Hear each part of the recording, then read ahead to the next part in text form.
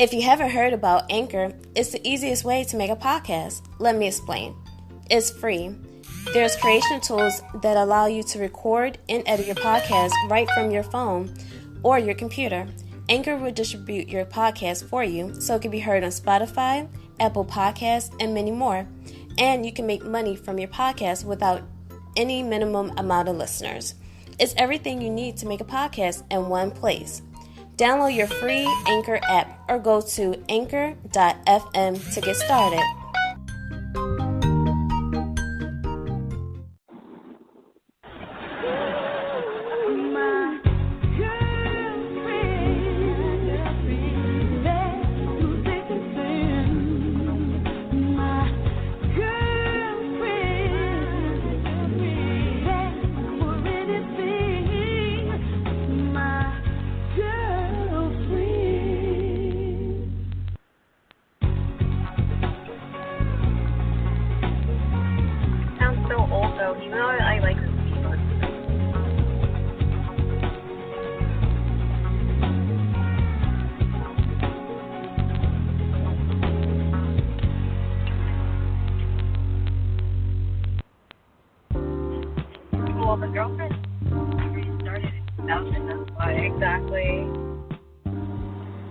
Do you feel like technology is here to help us or harm us, make us a more knowledgeable person, or is it here to provide the government with more knowledge about us?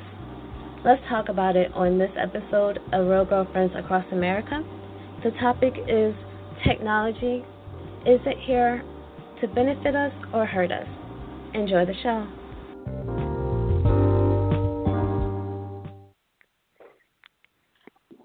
My name is Corinne, and I'm hosting a call for tonight for Real Girlfriends Across America.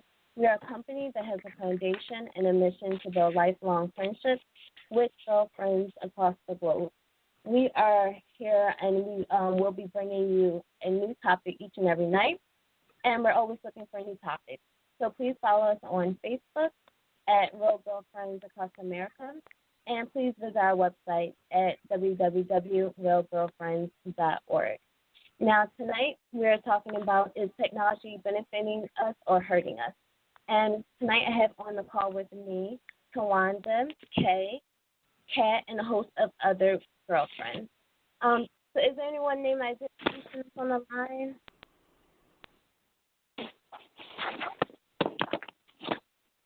Anyone else? Okay. Well, I'm going to start with the show. So, again, we're talking about, is technology benefiting us or hurting us? And the first question that I have, I'm going to shoot out to you, Kay. Do you feel like technology helps you more than it harms you? Well, technology is pretty much how I make my living. Without technology, I would not be able to work and provide for my family. So I think that it definitely helps me more than it hurts me. Okay. And is there one piece of technology that you use every day that you couldn't go without? My cell phone. I absolutely would not be able to survive without my cell phone. It keeps me connected to people and keeps me connected to services. It's how I make my money. I can't even get to point A to point B without my phone because I'd be lost. So, yeah. Okay. Now, do you see any downside about that particular item, like any bad thing that could be associated with the technology that's associated with your cell phone? So the social media part of it is probably the downside. It's very distracting. It's very addicting. So I would say that's probably the downside. Okay. And thank you. And I'm going to shoot over to you, Destiny. Are you on the line? Yep, I'm here. Oh, hi, Destiny. Sorry, how are you I'm today? a little late. Good. How are you? No, you're fine. That's good. And I'm going to ask you the same question. Do you feel like technology helps you more than it harms you? I feel like it helps. It helps me. I have a different take on it. I feel like it helps me with sight. There's some new technology that comes out, and it can be glasses, it can be other things, but I really feel like it helps the visually impaired see and do things that people who are sighted can do. I just feel like it helps us a lot more because without it, we would be screwed. Okay, and is there one piece of technology that need or that you can live without, or that you can't go without? Oh yeah, definitely my phone. Okay, and do you see any downside of that technology? I do. It's not. Some websites aren't like.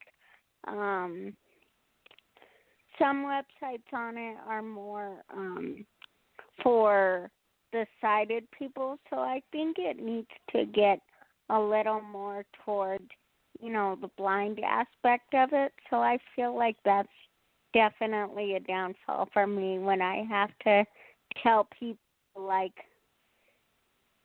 if I had to tell you, for instance, hey, I can't do that because my phone won't let me. I feel like it's a downfall for me. Okay, and that's fair. I know your experience will be different than someone else's experience with a certain piece of technology. Yeah. And Tawanda, I'm going to ask you the same question. Do you feel like technology helps you more than it harms you?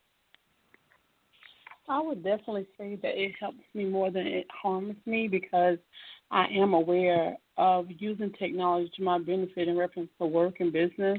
However, I don't live on it, and I don't put undisclosed personal information on there. So that's how it actually benefits me versus hurts me. Okay. Is there one piece of technology that you can't live without? Absolutely, my laptop. Okay. And do you see any downside of that particular technology? Well, one of the downsides would be I'm on it all the time. I've always had 20/20 vision, and last year I was having problems with my eyes, and when I went to the eye doctor, he's like, oh, you have to get computer glasses. And I'm like, what in the world are computer glasses?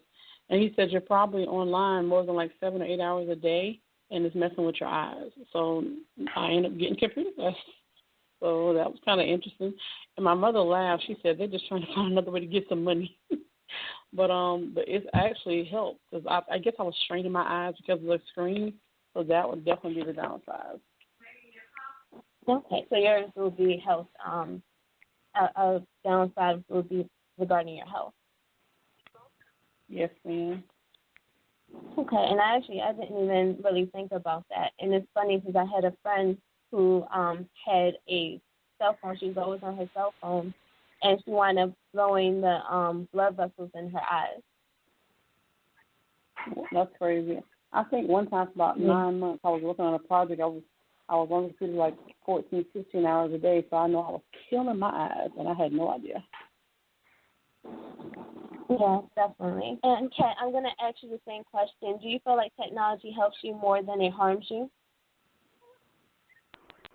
Honestly, technology has always been my source of income besides, even though, I have an 8-to-5 job, but, technology has always been the source of income, like I said, but it hasn't harmed me as much, but, Katie was saying how she said, social media and stuff, that can definitely harm anyone because sometimes we get caught up in social media, but other than that, I appreciate technology. I take it as an advantage, but in a perfect life and being on vacation, I want to stay away from technology because I want to enjoy my environment. I want to spend time with my loved ones. But other than that, at least my loved ones understand that I need my phone on my butt all the time just in case something happens with work.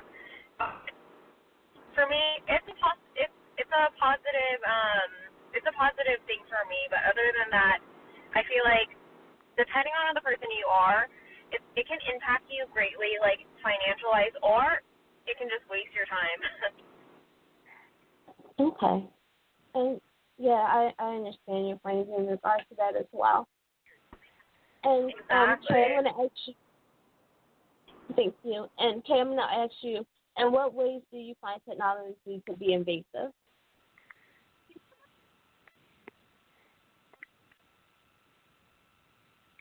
Still so happy there, Kay? Okay, I'm gonna move Say on. that again. I'm sorry. Oh, no problem, Kay. I'm gonna ask. In what ways do you find technology to be invasive? Well, I don't know if you guys are aware, but Google is tracing you at all times. If you go through your Google Maps, the thing that they call a timeline, that's actually a way to trace your movement. And also, the towers that ping your phone, like the way that you get information through your phone, the towers can basically locate you. Like they can pinpoint your location. So you're being watched 24/7. And the way that they create phones nowadays, even if you turn them off, if you're unable to remove the battery from your phone, you can still be tracked even though you think your phone is off. It's really not. So, yeah. Yeah, definitely. That's one way I was thinking about how it can be invasive just by tracking your phone and how that could be probably not always beneficial to us as well. And so on, I'm going to ask you the same thing. In what ways do you find technology to be invasive? I would ditto just what Kay said, and the thing that's ironic, for example, and someone told me, girl, you're talking about something 20 years ago. But I remember watching Enemy of the State probably 20 years ago, and as it was going off, I think the TV that was on was actually showing what was going on in the house. And, Big Brother's always listening, and there's no privacy in America at all, period.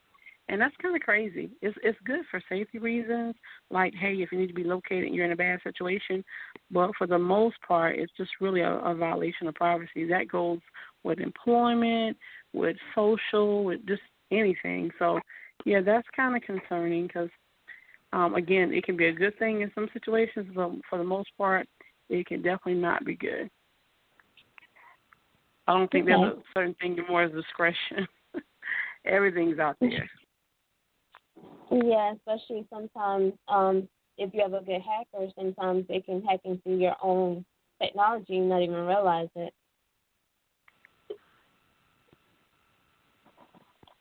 And I'm going to ask you, Kat, in what ways do you find technology to be invasive? Say it again? In what ways do you find technology to be invasive? So like for example, invasive. So meaning like in a negative way. Invasive. Like invading your text. You said invasive. So for example, like I will have Facebook and then I have like Instagram and all this specific social media platform like mainly for family. However, like when people start getting involved with your personal life and asking you questions like for me, if you go like on my Instagram, I'm either talking about business or I'm talking about fitness, but when they get like into my skin and talk about like don't get me wrong, I will talk about what's the word? I'll talk about like emotions and all that stuff, but once they get into like my skin and they ask about like personal stuff like your income and all that stuff and ways you're making money, and don't get me wrong, I love to guide people, I love to be an example for them, but once they decide to ask like personal level questions, then of course that's when they're invading privacy. But other than that, like in our defense as examples as entrepreneurs and women, we decide what we want the world to know. And so if you want people to know about like your mental illness, like or mental health or whatever, like for example, I've enclosed like stuff that happened to me like in the past. I'll enclose that because I want girls to learn from that and to know that like they're not alone. But in cases of like them digging into like my personal life, that I won't enclose on social media unless